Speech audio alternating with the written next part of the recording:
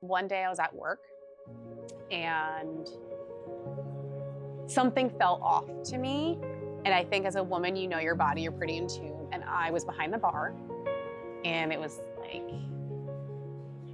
it's like I could feel like the lights were like on me. And I felt I was miscarrying and people were like asking for drinks and I could hear the tick behind me of like the kitchen ticker for tickets, and it was really busy. And I just like held my breath in my stomach.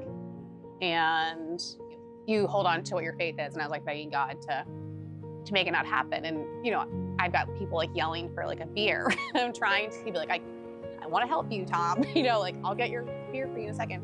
But I ran away from the bar. And my friend that owned the bar and restaurant, Liz, was the chef also.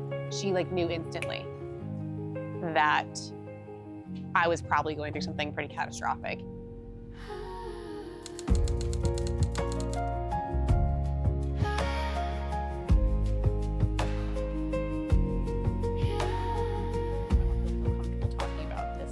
Stuff. I could have used it 1,000%. I mean, like I can't talk to anybody and then, you know, internalizing that too. Yeah. I think that was probably also part of my anxiety was I was so afraid to talk for so long. Yeah. And being like shamed for it. Yeah, or you didn't know how people were going to react or think of you.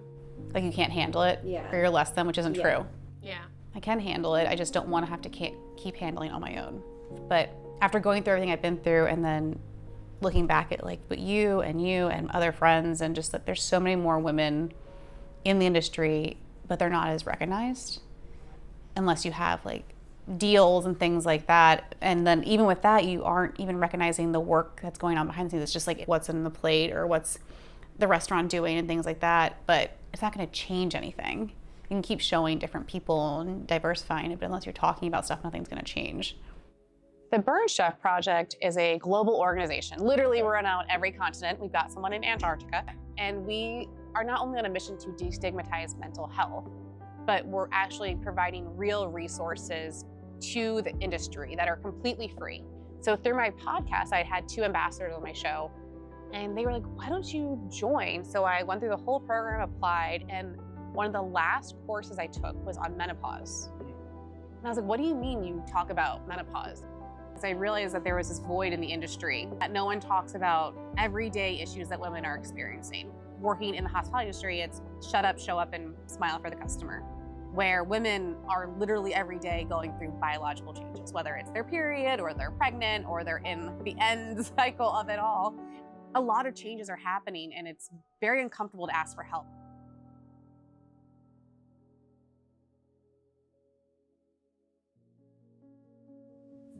My name is Julie Hem. My job is general manager at Mackey's Bayside Bar and Grill in Ocean City. I have been in the industry since I was 14, so we're almost looking at about 30-year anniversary this year. I do wish that someone would have told me that it's okay not to be perfect. I think we put that pressure on ourselves because we want to be perfect. We want to be the perfect mom, and you see like the Pampers commercials, and you're just like, oh, that's what it is, and it's not. The changes that I had to overcome when I was coming back to work after having my first child, he was born at the end of February, and we always started opening in around the middle of March. I just remember thinking the only thing that I needed to do was get to the end of the day so I could go home to him. But in the long run of everything, I needed to get to the end of the season so that I could reclaim my relationship with him.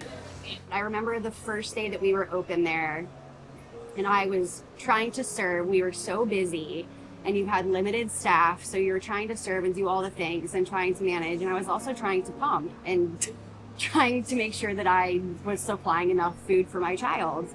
And I just remember looking at one of my friends and I was like, I haven't even had time to pump all day long. And it was, I remember like almost crying because it was just a lot. I was emotional. I was a new mother. It was my first kid. She was one of the friends that was so engorged that we put cabbage in the walk-in and the sign said, do not touch to the bar backs, because there was like an old wives' tale that if you put cabbage on your boobs, it would help the engorgement go down.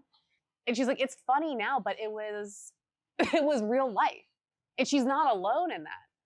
And I just kind of started thinking really about these untold, very taboo things. And I don't want to be limited in what you can and can't talk about.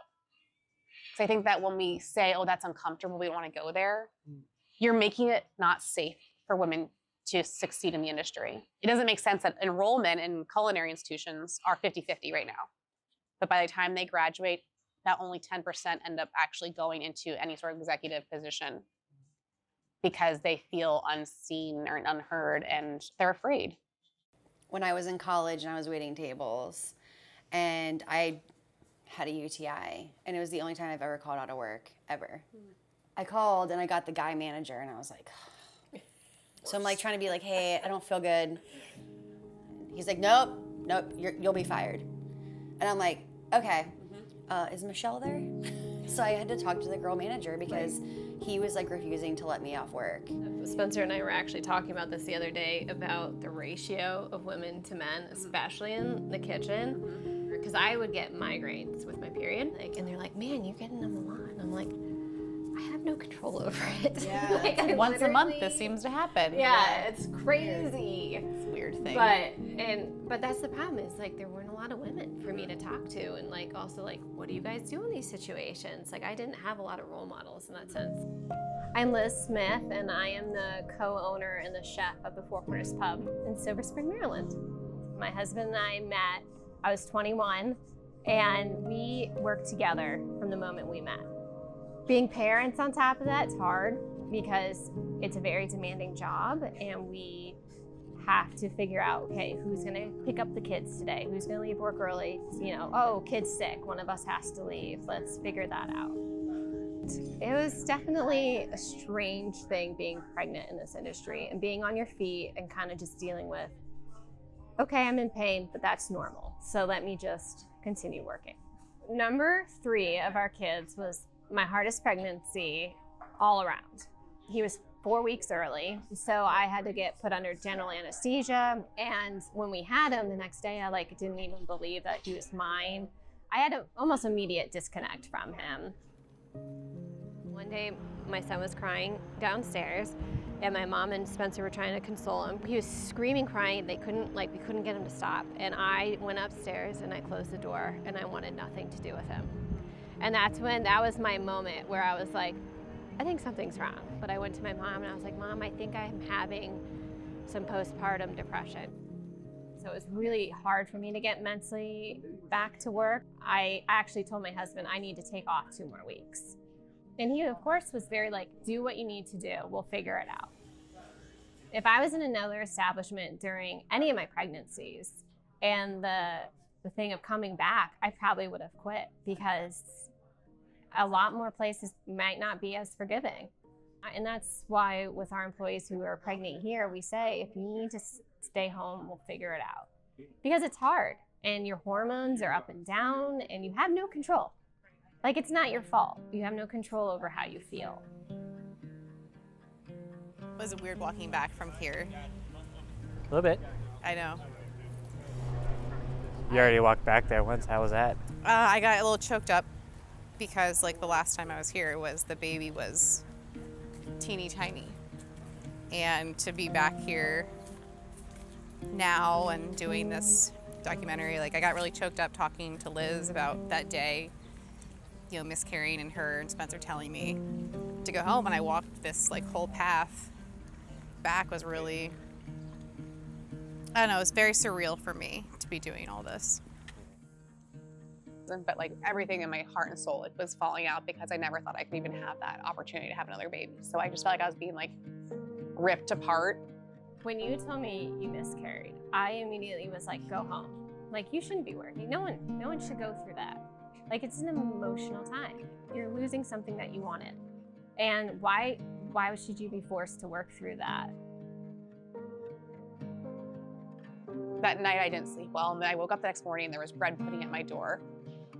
And Liz and Spencer dropped it off. And it was just this little gesture of, I know how hard this is, but you are a friend. And just got how lucky and blessed I was to work in an establishment where not only was it recognized that I was in a dire situation, because 70% of women that miscarry that are working don't leave their job while it's happening. But 2, that they said, go home and do what you need to do and take care of yourself. And then I had this lovely dessert there.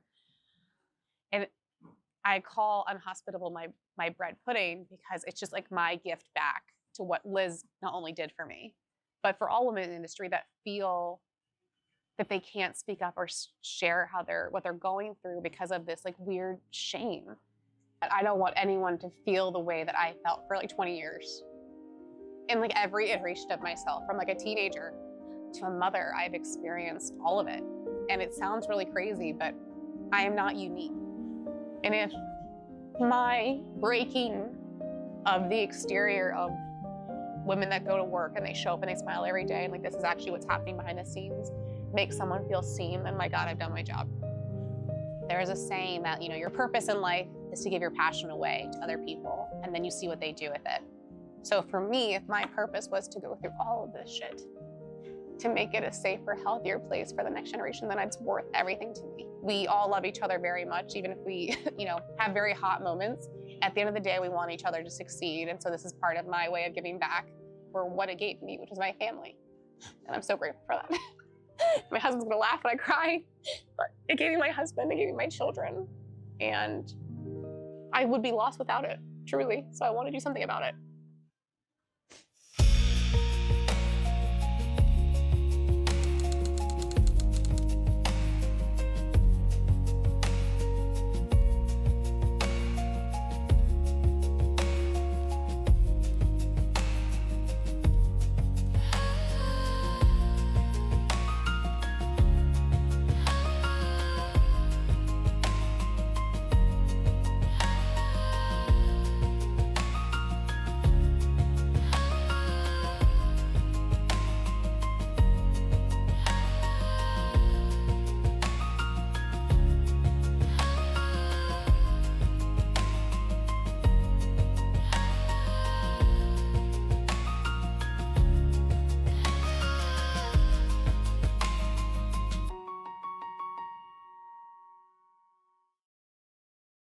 Hi, everyone. I'm Colleen Silk, the creative producer of this film and the founder of Hospitality Bites Media. Thank you so very much for watching our short proof of concept. This project has truly been a labor of love, but it's only the spark, just a slice of what's to come for our full feature, Unhospitable. Unfortunately, this film was born out of my own lived experiences. After I miscarried behind the bar and later navigated postpartum depression while still showing up for an industry I love so very much through my podcast, Hospitality Bites. Women make up nearly 60% of the hospitality workforce, yet our industry lacks basic protections when it comes to women's health. Through this film and my ambassadorship with the Burnt Chef Project, we are taking these lived experiences and turning them into free, accessible resources. We will cover pregnancy, postpartum, the return to work, legal rights in the United States, accommodations, and chronic conditions like endometriosis, PCOS, and hormone therapy during cancer. This film exists so women don't have to wear diapers on the line, bartend through chronic UTIs or kidney infections, or collapse at work because they are too afraid to take time off for their women's issues. No, these are not hypotheticals. These are real stories from the women joining us in the full feature. Many of those who are now thriving, leading, and building successful careers after finally receiving the care and support that they deserved. The hospitality industry is a uniquely demanding industry. We are often without HR, protocols, or federal mandates. It doesn't have to stay that way. When you're supporting Unhospitable, you are not just funding a film. You are helping build an infrastructure our industry has never had until now. Our bread pudding legacy partners are our lead supporters. This level funds production travel, our film crew, post-production and editing, distribution, and the creation of these free educational resources through the Burnt Chef Project. With top on-screen credit, brand placement, co-branded panels, private screenings, and inclusion in our film tour. We also have our Breaking the Silence partner. This supports the heart of the film. You will also receive on-screen recognition, visibility at screenings and events, and alignment with resources focused on pregnancy, postpartum, legal rights, and necessary accommodations in hospitality. And lastly, we have our community impact partners, which is one of my favorites, because this helps ensures that these stories and the resources that we create will remain free and accessible. They will fund editing, distribution, community screenings, and educational programming nationwide. So no matter the level, every supporter becomes part of a project rooted in dignity, visibility, and care. You are supporting women who love this industry and want to see it do better. To learn more and learn about our other sponsorship packages, please visit hospitalitybites.com or contact me directly at unhospitable.doc@gmail.com. And truly, thank you so much for being a part of my bread pudding for the industry.